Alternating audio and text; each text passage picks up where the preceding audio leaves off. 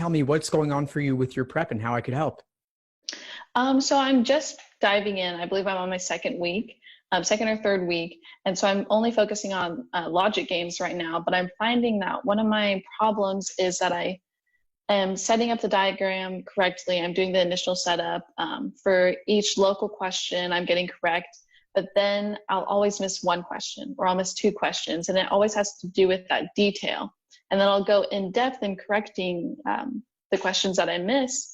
And I set up the diagram correct for that question, but I missed some sort of detail. And so I don't know if I'm trying to these are untimed questions. So I'm trying to take my time reading through each answer. But sometimes I'll narrow it down to two answers and then I just pick the incorrect one. Then I look back and think, how did I think that? And so just, I guess, getting over that hump, getting from the 4 out of 5 to consistently 5 out of 5. Because I'm getting there, just not consistently. Yeah, well, it sounds like you're almost all the way there. The question is those little details on those specific questions. So when you say you're missing a detail, do you mean that something is inaccurate or that you're not going far enough? I think I'm not going far enough because I'm definitely skimming the surface of the question with the diagram. And so applying those to the available answers, I think I'm doing, but I'm just maybe not following through deep enough as I should when I thought I was confident in that answer. And then I look back and it's wrong. Mm-hmm. Are you watching the explanation videos? Yes, I am. I was thinking it might just have to do with the time because I'm definitely practicing using the digital prep through LSAT. And so I always see the timer right there. And so I'm maybe just getting out of that mental zone or that mental, the state of mind of looking at that timer going down and thinking, I've been on this problem for 30 minutes or 20 minutes. So. Well, yeah, that's a good point. The time can definitely add a stress. Mm-hmm. So a couple of thoughts for you. One is that the timer on the digital LSAT site, as well as on the actual LSAT, you can remove that. Okay. You can click it to make it disappear. Once you have 5 minutes remaining, then the timer stays and you can't get rid of it. But for at least the first 30 minutes, you don't have to have that countdown timer adding the stress. Okay. I think since I'm so early on in my studying, that might work for me. But once I am timing each section, I think it would be beneficial to at least see where I'm at in terms of what I'm allotting to each question, hitting that mark. And then I've watched a few of your rule substitution videos, but those also seem to be an area that I'm lacking in, just applying it because I always pick the most attractive incorrect answer. And so I think that's just one of the stresses that I'm also experiencing in logic games. Yeah, well, the rule substitution is definitely a separate area to focus on, and I would drill that. I have a big list of every rule substitution question that's ever appeared.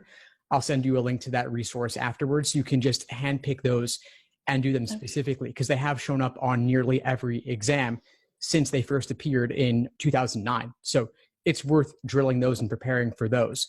And then also knowing that since you're in your early stages, definitely work untimed. Just give yourself a chance to get accurate on everything, and including the rule substitution. Drill those untimed just to get a better sense of what's involved in solving them, including using previous work. Okay. I've watched a few of your videos. I'm from California. I'm looking at an early decision program because I am trying to aim for a higher LSAT score to receive merit-based scholarships. And so I was just wondering, I guess, just for additional advice, I'm looking at my top school, my top desired school at their early decision program. And obviously that it requires some sort of commitment once you do receive a decision. And so I guess just your experience with the early decision programs and students choosing that or regular decision. I'm looking specifically at UC Davis Law. And so looking into their program, I know they offer a few scholarships specifically for that pool of applicants. And so I don't know if the pros outweigh the cons for the early decision. That's a great question. Yeah, early decision programs are tricky because you lose any scholarship negotiating power. if you had multiple offers and you could go from one school and tell them what another offered you, that might you could leverage that to get more money out of them. Oh, okay. And so UC Davis in this case is balancing that by offering scholarships specifically for early decision applicants. Mhm. But I don't know how many of those scholarships they are offering or how large those scholarships are. And Mhm. so I would be inclined against them, honestly. I would say you're probably better off applying regular or at least any non-binding application program, like early action as it's known in undergrad versus early decision. Look at the Yeah. details on each program's offerings, but I would typically go non-binding. I think you'll on average end up with larger scholarships in the end. Okay. And then have you had any experience with students who have enrolled in dual degree programs or a concurrent degree? I'm also looking at, along with a JD program, looking at a MA, so a master's in specifically history. And so at UC Davis, that would entail your first, it would be a 4-year program. And so your first year would be solely law school. And then the second and third year would be a master's as well as JD load. Cool. Yeah, I mean, I've worked with a lot of applicants who do dual degree programs. Obviously, the details vary for each one. Just a question of, do you want to take that on? And then what are your career goals afterwards? And how does this dual degree program help you? And what kind of debt are you taking on for it, if any? Yeah. Okay. Thank you so much for all the advice that you've given. I'm trying to allocate a specific amount of hours each day, specifically for the LSAT and then law school applications, because I am planning to apply this fall for fall 2021. So the LSAT is something I'm definitely concerned in. And then I haven't introduced myself to even the reading comprehension or logic reasoning yet. So I'm looking forward to solidifying my foundation for logic games and then building my confidence up as I go. Awesome. Well, you've got plenty of time. So just make this your focus, the LSAT specifically for now. Once you've got a score on record, then you can better evaluate your various options for different law schools you would apply to. Even if you want to stay in California, of course, there's tons of law schools there. And you could also take some time to evaluate whether doing a dual degree program makes sense for you or not, both with regard to what your workload would be like, especially those second and third years, as well as what the cost associated would be. Okay. And then do you have any, I know you have some other resources specifically for getting in the state of mind that is required for achieving a high level for the LSAT. I find that sometimes my mind tends to wander off, or I get a song stuck in my head when I'm on one section of the LSAT.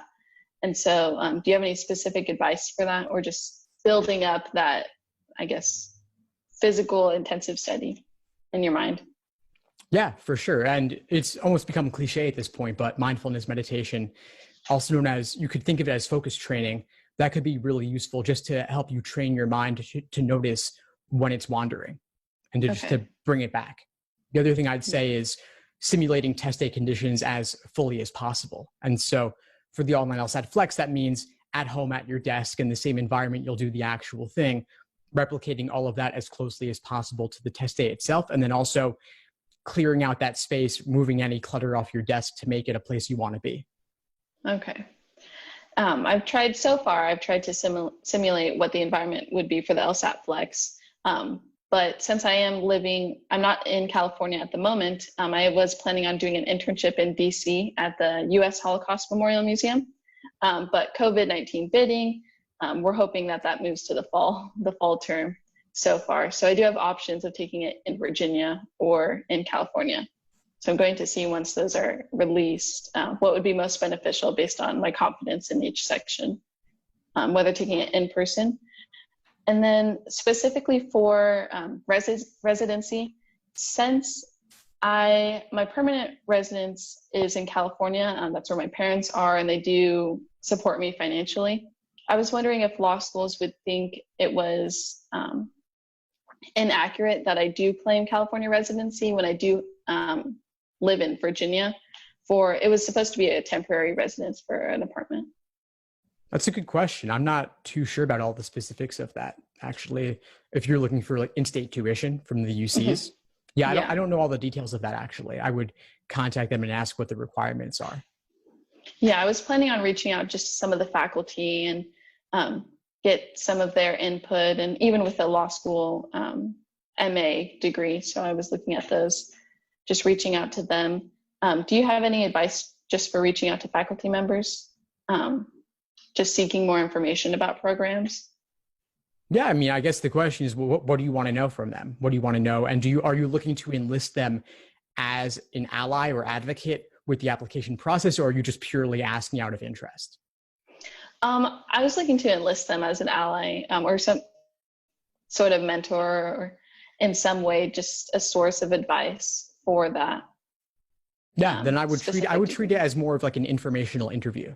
So I'd look up informational interviews, which are more of like a networking type thing, as opposed to looking to get a very short-term immediate benefit. So you're really looking to develop a relationship over time, asking lots of open-ended questions about them, let them do most of the talking, and just to impress them with your passion and your dedication. And then down the line, several months from now, maybe they can put in a word for you here or there. I wouldn't overly obsess about this, because law school admissions in particular is largely numbers driven, but these little things can help.